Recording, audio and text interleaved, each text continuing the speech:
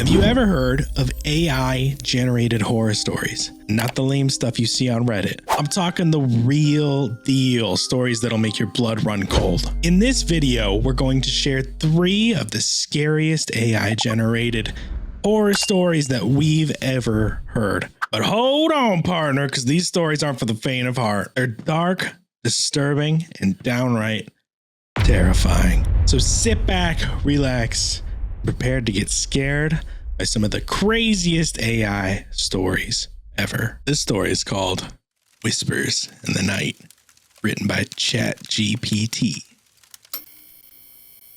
John Dunham was excited to move into his new apartment building. It was a beautiful old building with high ceilings, big windows, and really intricate architectural details. Upon moving in, John couldn't shake this uneasy feeling. As he unpacked his boxes in his room, he just could not shake the feeling of being watched. Every creak of the floorboards, every rustle of the curtains, every door being closed in the hallway made his heart race. But it wasn't until the first night John spent in his new apartment that things started to get a little creepy. John was laying in his bed, trying to fall asleep, and he heard a slight whisper. Now, it was faint at first, but it started growing louder and louder, barely audible, but louder. Once it became loud enough for John to make out what it was saying, he could clearly hear that the whisper was saying his name.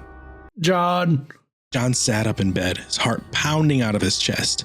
Looking around the room, he confirmed that he was the only one in there. Yet the whispers continued, louder and louder, closer and closer, more urgent. John eventually fell asleep, although he does not know how. The next morning, John woke up and decided to do a little bit of digging and investigating. He went to the building's management office and inquired about the room, the whispers, and the history of the building.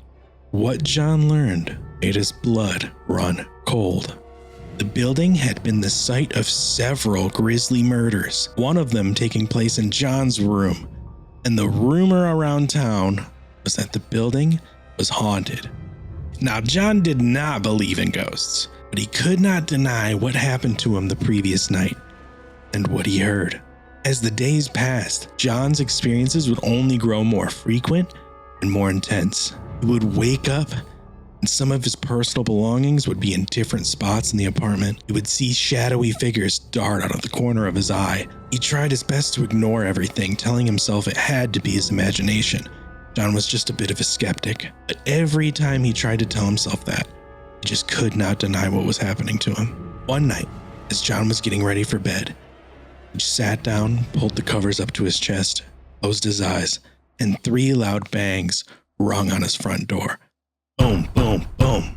John threw the covers off of him, raced to the front door, looked out the peephole, didn't see anything. So he popped the top lock, twisted the knob, opened it, and sure enough, nobody was there. As John had the door open, looking out into the hallway, he could have sworn he heard a whisper right in his ear say his name. It also said, "I just want to be your friend." John snapped his head to the right, looking in the direction of the whisper. Of course, nobody was there. Panicking, he sprinted to his bedroom, which had a separate door. He slammed it shut and locked the deadbolt. The voices grew louder and louder, almost yelling his name at this point, but he just could not take it anymore. John ran over to his wall phone, took it off the hook, and dialed 911, and then pressed the handset to his ear. But instead of a 911 operator, the only thing John could hear on the other end was maniacal laughter, eerie, haunting laughter that chilled him to the bone. While John's on the phone, he can see figures emerging out of the darkness in his apartment. But these aren't ghosts. These are real people. Full-bodied, actual human beings. Men with crazy smirks, disoriented looks, insane gazes. That's when John realized the terrifying truth. It wasn't ghosts that was haunting John's apartment. It was something more sinister.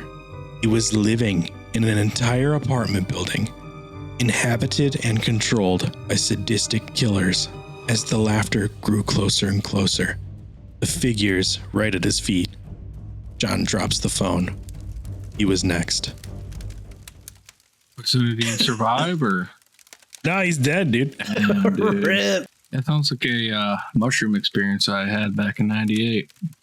98, eh? 8 years old? Oh, it just doxed me live here. Okay.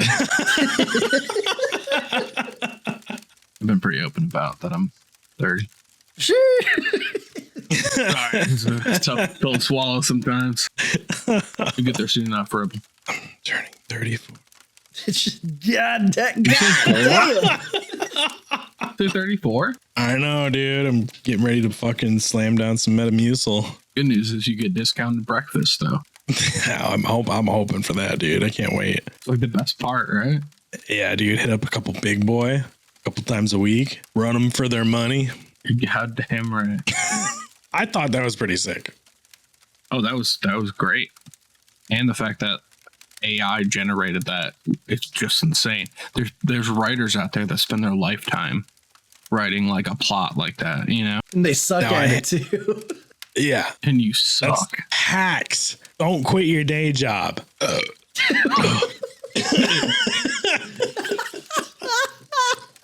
Man, it's Rick Sanchez out here. I had to tell AI to be detailed. So I don't think every prompt you give it will generate like a detailed story. I had to force it to be detailed. So Yeah, what did you I'm not put sure. on there to get that story? So I gave it a character, a plot, and told it to have a crazy ending, a twist ending. I said make the story detailed, stress-inducing, and have a terrifying twist ending. Now for humor, do you have the thing up, Grits? I do. Can you type in, just for shits and giggles here, explain this to me like I'm 5. I want to see what it spits out. There was a man named John who moved into a new apartment, but it turned out to be a spooky place with ghosts and scary sounds. But when John tried to call for help, he found out the scary things weren't ghosts after all, but bad people. It was a really scary story. That's it. Doesn't That's die. it. I think That's it. 5-year-olds would understand. That's just one of 3 stories. Let's see if Musai's is as chilling as mine, or is it scarier? Now this story is called The Final Descent, A Tale of the Elevator Game by ChatGPT. I also use ChatGPT for this. There was a game that's been circulating on the internet for several years now, known as the elevator game. It involved getting into a specific elevator in a building with 10 floors and pressing the elevator buttons in a certain order. And this order was very specific. The game was said to transport the player to a different dimension where they could experience strange and terrifying phenomena. One night, a group of friends decided to try out the elevator game. They entered this elevator. They began pressing the buttons in the sequence order required. As the elevator rose, they felt a strange energy emanating from the walls. When that elevator reached the 5th floor and those doors opened, there was nothing out there.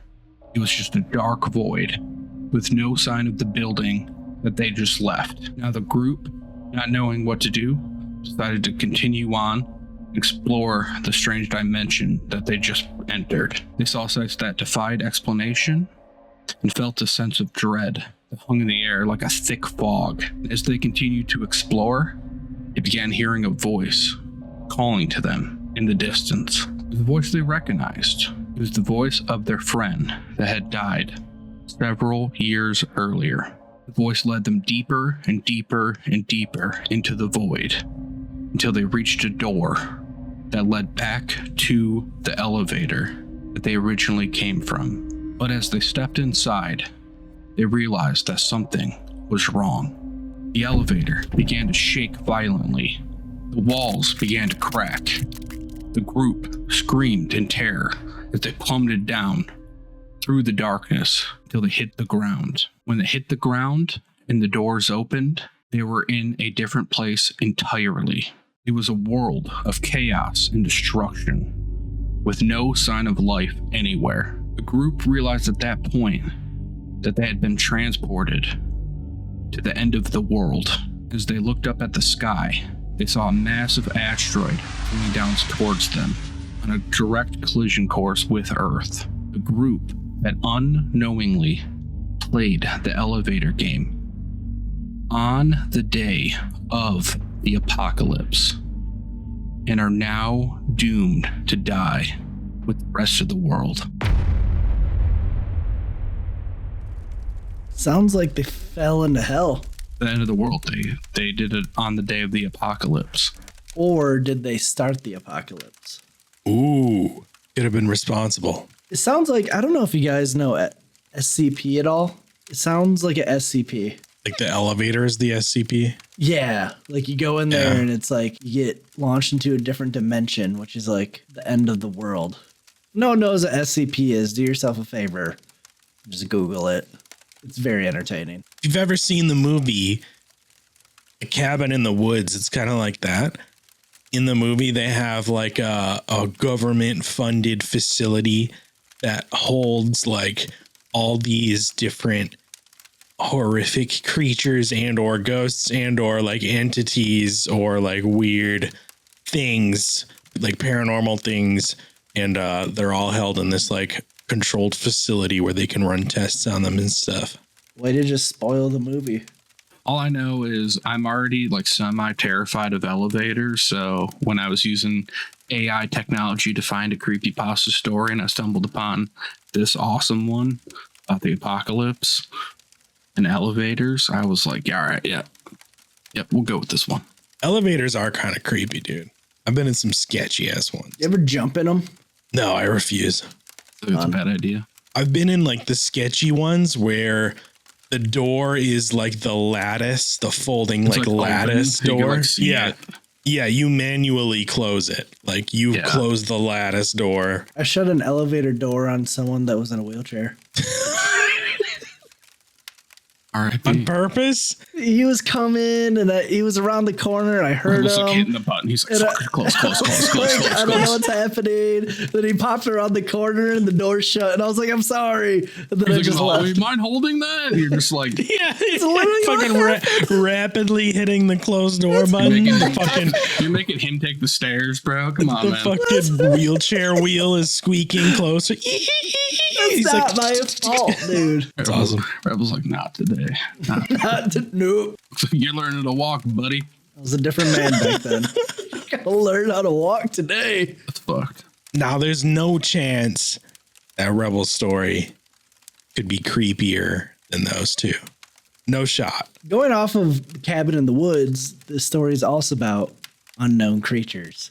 The story that I got for you today is called The Face of the Monster, written by Google Bard, which most people don't really talk about at all. Everyone knows ChatGPT, but there's other AIs out there that do the same exact thing. I will say, for reference, you can keep this if you want.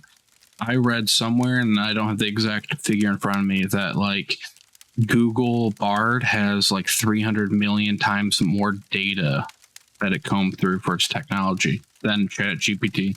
Yeah, I would assume. I mean, if it's by Google, probably connected the what it's entire worth. database. Yeah. Let's see if it holds up, boys.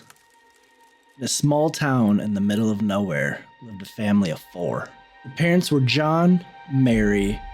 They had 2 children, a son named Michael and a daughter named Sarah. See, John was a farmer, and Mary was a stay-at-home mom. Michael was about 10 years old, and Sarah was about 8.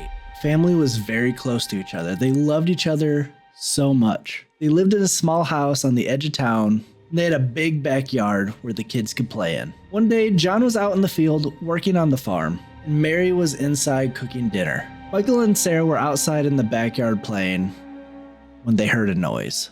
John looked up and he saw a strange creature. The creature was tall and thin in the face. It was a face that no one could forget.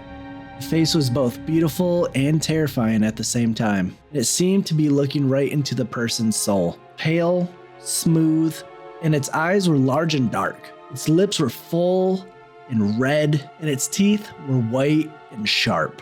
Some people said that the monster's face was a mask and it was hiding a terrible secret. Others say the mask was real and that it exposed the true nature of the beast itself. John was so scared, but he knew he had to protect his family. He ran into the house and he told Mary about the creature. Mary was scared, but she knew she had to stay calm for the kids. She told Michael and Sarah to go inside and hide.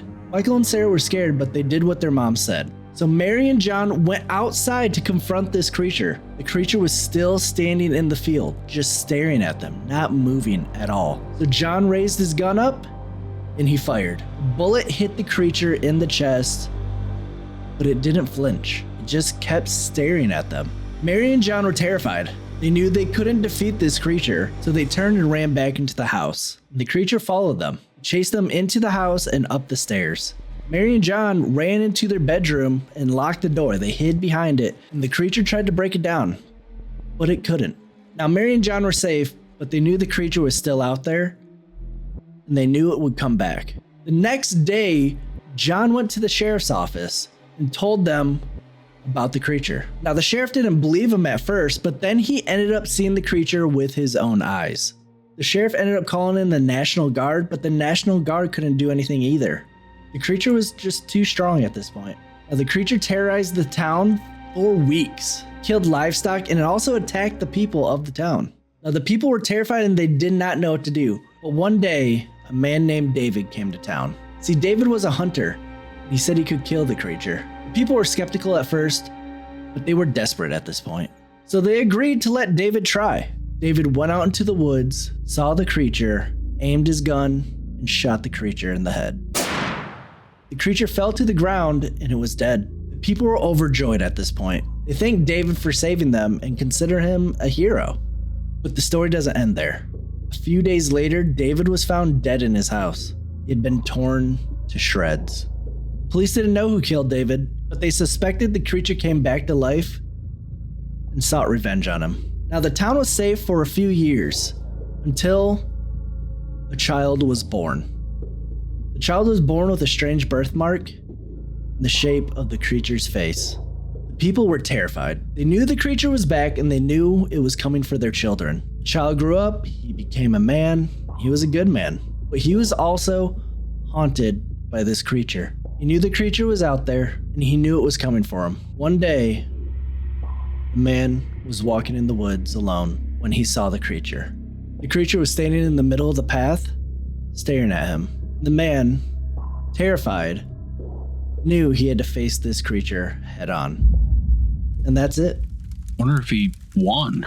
The best ones are left on cliffhangers. You ever see? So, one, this is a great story, by the way. Yeah. Two, I don't know if you guys ever seen the movie The Gray. Yeah, the wolf movie. Literally the same thing. Yeah. With Liam Neeson? Liam Neeson's son. I don't know if they took the story and kind of ripped it from there a little bit at the ending, but great movie. Dude, would you even type in, like, in the search thing to, like, even get that? Honestly, it was like nothing crazy at all. I feel like you guys put in a lot more stuff with yours. Mine was literally, I just put create a new horror lore with lots of detail and crazy ending. When I put stories, it gave like a script, and I don't want to read a script. I don't want to have someone's perspective. I wanted lore. I felt like that was the best option. Yeah, I was going to say maybe lore was that different word, because Grits and I both, we didn't use like lore. I used like literally creepypasta as my like, term. The only thing for a creepypasta, whenever I put that in there, it would just keep giving me real creepypasta. So like I put give me new creepypasta. It would just give me creepypastas that exist and just add them into a whole new story. I was like, this isn't what I want. I think what's crazy is like the overall concept is like us three knuckleheads can, you know, type in a couple keywords and come up with like a pretty good story, like on the fly without like really putting in a bunch of effort, you know? So tell us which one was your favorite down in the comments below. If you like ChatGPT better or if you like Bard better, let us know. He used AI to generate 3 of the scariest stories we've ever heard. You have any stories that you would like to share with us to be told on Plastic Lounge, please join our Discord and enter your submissions in the chat. We will read them next episode. We'll also be posting this in Discord. So if you haven't, please join so you can get updates. Chat with us offline. Follow us on Spotify. Comment down below. Subscribe, like the video. We'd love every single one of you. We'll see you next time. Another banger.